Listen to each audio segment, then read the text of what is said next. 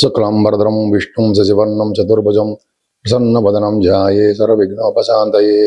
ఓం గం గణపతయే నమః. ఓం శ్రీ మాత్రే నమః. ఓం శ్రీ గురుభ్యో నమః. మా ఆది ఆశ్రయాలను చూస్తున్నటువంటి మీ అందరికీ పేరు పేరున నా హృదయపూర్వక నమస్కారాలు.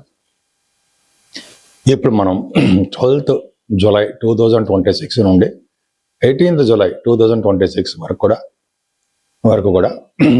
12 రాశుల వారికి ఎలా ఉండబోతుందో తెలుసుకుందాం. సింహరాశి వారికి మీ రాశిలోనే 10th హౌస్ లార్డ్ ఉన్నాడు, కేతు ఉన్నాడు. అంటే శుక్రకేతుల కాంబినేషన్ మీ జాతకంలో తప్పైనప్పటికీ కుజుడి చేత అంటే భాగ్య రాజ్యాధిపతులు ఇద్దరు చూసుకోవడం వలన యోగవంతంగా ఉంటుందని ఖచ్చితంగా చెప్పచ్చు. 2nd హౌస్ లార్డ్ 11వ భావంలో ఉన్నాడండి రవితోటి. మొదటి యోగంతో ఉన్నాడు. కుటుంబంలో వృద్ధి, పాటలు పాడే శక్తి, ముఖవర్చస్సు, యాంకరింగ్ లో బ్రహ్మాండంగా సక్సెస్ అవ్వడాలు, పాటలు పాడడం రీత్యా విదేశాలు వెళ్ళడానికి ఎక్కువ అవకాశాలు బ్రహ్మాండంగా ఉన్నాయి. ఎక్కువగా మాట్లాడే శక్తి మీలో ఉంటుంది.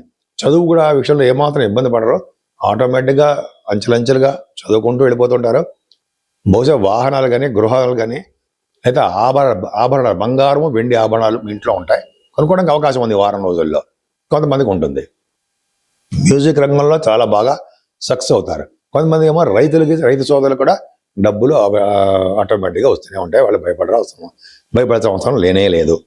ఏదేమైనా సంతాన విషయంలో మాత్రం కొంచెం జాగ్రత్తగా ఉండాలండి. ఆడపిల్లల విషయంలో కొంచెం జాగ్రత్తగా ఉండాలి. ఎందుకంటే శని చూస్తాడు కాబట్టి హెల్త్ ప్రాబ్లమ్స్, ఉద్యోగం రాలేదనో, లేకపోతే పెళ్ళిళ్ళు ఇంకా అవ్వట్లేదనో, సంథింగ్ చిన్న ప్రాబ్లమ్స్ ఉంటాయి. భయపడాల్సిన అవసరం లేదు. ఏదైనా సింహరాశి వారికి రాహు ప్రభావం, శని ప్రభావం ఉందండి. అష్టమ శని దోషము, సప్తమ రాహు వీళ్ళ వల్లనే అవుతుందంటే ఒక పక్కన ఆరోగ్య విషయంలోనూ, ఒక పక్కన దాంపత్య జీవితంలోనూ, భార్యాభర్తల విషయంలోనూ చిన్న ప్రాబ్లమ్స్, అనారోగ్య సమస్యలు ఇవి రావడానికి అవకాశం ఉంది. ఏదైనా భాగ్యాధిపతి దశమంలో ఉన్నాడు, కుజుడు బ్రహ్మాండంగా ఉన్నాడు. ముఖ్యంగా మీరు ఆరోగ్యం బాగా చూసుకుంటే సరిపోతుంది. దశమాధిపతి అంటే 10th హౌస్లో ఉన్నాడు కాబట్టి 9th హౌస్ రాడు. చాలా మంచి పేరు ప్రఖ్యాతులు ఉండడమే కాకుండా మీ వ్యాపారాభివృద్ధి బాగా చెందుతాయి. రాజకీయ రంగంలో బాగా ఉన్నతంగా రాణించడానికి అవకాశాలు ఉన్నాయి రాజకీయ రంగంలో.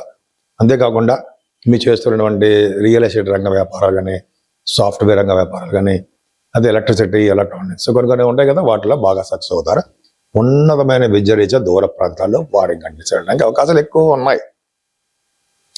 10th భావంలో కుజుడు ఆ భావాన్ని బ్రహ్మాండంగా డెవలప్ చేస్తాడండి. 10th భావాధిపతి కూడా చూస్తాడు, శుక్రుని కూడా చూస్తాడు. కాబట్టి మీరు చేస్తున్నటువంటి ఉద్యోగాల్లో బాగా డెవలప్ అవుతారు. ముఖ్యంగా దశమ కుజుడిని మనం దిగ్బలత్వంలో ఉన్నాడు అంటాం. అంటే చాలా బలమైన వాడుగా కుజుడు అని చెప్తాం మనం ఈ విషయంలో. సో కుజబలం బాగుంది కాబట్టి బ్రహ్మాండంగా మీరు సక్సెస్ అవుతారు. అంటే రియల్ ఎస్టేట్ సాఫ్ట్వేర్ రంగంలో కానీ, అయితే గవర్నమెంట్ సంబంధించిన ఉద్యోగాల్లో కానీ, మీరు ఏ ఉద్యోగం కోసం ప్రయత్నిస్తున్న ఆ ఉద్యోగాల్లో మీరు విజయం సాధించడానికి అవకాశం ఉంది. ప్రమోషన్స్ వస్తాయి, డబ్బులు కూడా పెరుగుతాయి. అది మీ జాతకంలో ప్రకారం ఆధారపడి ఉంటుంది కాబట్టి భయపడాల్సిన అవసరం లేదు. ఏదైనా లాభంలో ఉన్న రఘుబుద్ధులు కూడా మీకు చక్కటి ధనప్రాప్తిని కలిగిస్తున్నారు. ధనయోగానికి ఎక్కువ ఉంది. బుధాదిత్య యోగంలో ఉన్నారు కాబట్టి ఫ్లో ఆఫ్ మనీ ఎక్కడా తగ్గదు. 12వ భావంలో కూడా చంద్రుడితో కలిసి గురుడు. ఫారిన్ కంట్రీస్ వెళ్ళడానికి ఎంతకంటే ఉందండి. దైవ దర్శనాలు, అలాగే మీకు సన్మానాలు, దేవుడి గురించి డబ్బులు ఎక్కువ ఖర్చు పెట్టాలు, ఇవన్నీ మీకు జరగబోతున్నాయి. నేను మీ వాడ్రేవు ఆదినారాయణరావు శర్మ, డాక్టర్ వాడ్రేవు ఆదినారాయణరావు ఉంటాం. సరేనండి, మీ జాతకాలు ప్రతిసారి చెప్తున్నట్టుగానే మీ జాతకాలు చూపించుకోవాలనుకుంటే date of birth, time of birth, place of birth ఉంటే చాలా చాలా మంచి రిజల్ట్స్ పొందొచ్చండి. నేను చాలామంది చెప్తుంటాను, అందరికీ ఆల్మోస్ట్ కరెక్ట్ అవుతూనే ఉంటాయి. ఉద్యోగాల గురించి, వివాహాల గురించి, మ్యాచ్ మేకింగ్ అంటే భార్యాభర్తల యొక్క వధూవరుల యొక్క జాతక పరిశీలన, ఇవన్నీ ఉంటాయి కదండి, చాలా ఉంటాయి కదా. ఇది నేను ఒక్కడనే చూస్తూ ఉంటాను. మన దగ్గర ఎవరు ఉండరు చెప్పడానికి. అంటే వేరే వాళ్ళు నమ్మద్దు. అంటే నా ఆది అస్ట్రాలజీ పెట్టి కొంతమంది కూడా ఉన్నారు. అవన్నీ నమ్మవలసిన అవసరం లేదు. నేనే ఆది అస్ట్రాలజీనే ఉంటాను. నేను ఏ అంటే తెలుసు కదా మీకు, అదొకటండి. తర్వాత వాస్తు సంబంధించిన విషయాల్లో కూడా మన పేరును బట్టి ఏ దిక్కుని మనం ఉంటే, అంటే ఈస్ట్ సైడ్ ఫేసింగా, వెస్ట్ సైడ్, లేకపోతే నార్త్ సౌత్ అంటాం కదా, ఆ ఫేసింగ్లో ఏది కలిసి వస్తుంది మనకి అనేది కూడా చెప్పచ్చు. మీరు తెలుసుకోవాలంటే మన ఫోన్ చేయించండి. అలాగే మనం వాస్తు రీత్యా కూడా నేను చెప్తాను, నాకు కూడా అనుభవం ఉంది.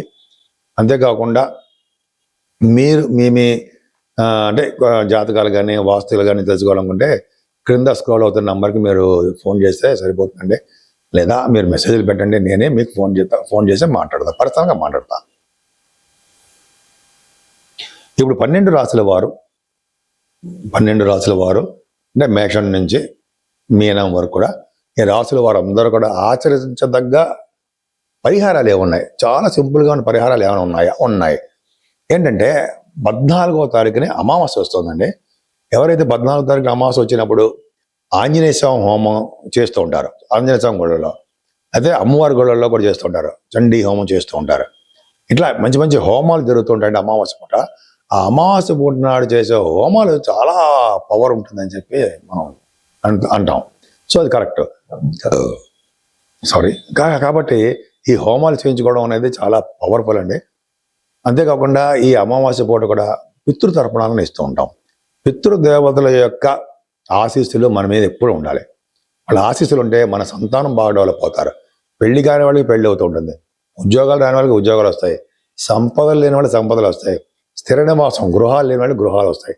అంటే పెద్దల యొక్క ఆశీస్సులు మనకి ఎప్పుడు ఉండాలి. ఫస్ట్ వాళ్ళ ఆశీస్సులే ఉండాలి. లేకపోతే ఏడుస్తూ సంతానము లేదా బాధపడుతూ ఉండడము ఇవన్నీ జరుగుతుంటాయి. సరే, అది పక్క పెడదామండి. 15వ తారీఖు నుంచి ఆషాఢ మాసం వస్తుంది. ఈ ఆషాఢం అనేది ఆ రోజు కూడా మంచి మంచి కార్యక్రమాలు ఏది చేసేలా కూడా పరమ పవిత్రంగానే ఉంటుంది.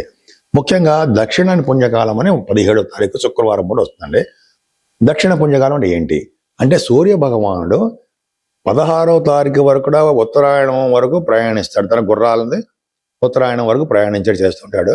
17వ తారీఖు నుంచి ఆ రథము దక్షిణం వైపు మరలుతుంది, దక్షిణ ప్రయాణం చేస్తూ ఉంటారు. అంటే అర్థం ఏంటంటే, సూర్య భగవానుడు మకర రాశి నుండి మిథున రాశి వరకు ప్రయాణం చేస్తూ ఉంటాడు కదా 6 నెలలు.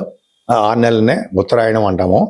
అలాగే కర్కాటక రాశి నుంచి మళ్ళీ మకర రాశి వరకు అంటే ధనుసు రాశి వరకు ఆయన దక్షిణాయన పుణ్యకాలం అంటాం, దక్షిణాయన వైపు ప్రయాణం చేస్తుంటారు. ఈ 17వ తారీఖున చేసే పుణ్యం చాలా, అంటే పుణ్యకాలం అంటాం. ఈరోజు చేసే దానాలు, జపాలు, స్నానాలు, ఇలా అనేక రకాలైనటువంటి మంచి మంచి పనులు చేయడం వలన చాలా చాలా మనకి విజయం కలుగుతుందని చెప్పి మనం అనుకుంటూ ఉంటాం. సో 17వ తారీఖున అనేది చాలా పవర్ఫుల్ అండి. విష్ణువుని ఆరాధించాలి. అలాగే శివాభిషేకాలు చేసుకోవడం వలన చాలా ఉన్నతంగా రాణిస్తారు. ముఖ్యంగా అమ్మవారి యొక్క ప్రభావం ఉంటుందండి. అమ్మవారి యొక్క దర్శనాలు చేసుకోవడం వలన, అమ్మవారి యొక్క అంటే లలితా సహస్రనామాలు అంటాం, మీకు తెలిసే ఉంటుంది. అలా చేసుకోవడం వలన 108 నామాలు ఉంటాయి కదా, ఆ లలిత సహస్రనామం చదవడం వలన ఇంటిలో ఉన్నటువంటి, గృహంలో ఉన్నటువంటి పీడ తొలుగుతుందండి. అంతేకాకుండా ఈ పుత్రుల్లో కొంతమంది బాలారిష్టాలు అడుగుతారు, అరిష్టాలు అవన్నీ తొలగి దృష్టి దోషాలు కూడా పోతాయని చెప్పి మనకి తెలుసుకున్నాము. అది కరెక్ట్. లలితా సహస్రం చేసేవారికి, ఆంజనేయ స్వామి వారికి చేసేవారికి కూడా, ఆంజనేయ స్వామి అంటే మీకు తెలుసు, ఆంజనేయ స్వామి వారికి పూజించడం, అవి చేసేవారికి కూడా మంచి శుభ ఫలితాలు కలుగుతాయి అనడంలో సందేహం లేదు. బ్రహ్మాండ ఫలితాలు కలుగుతాయి.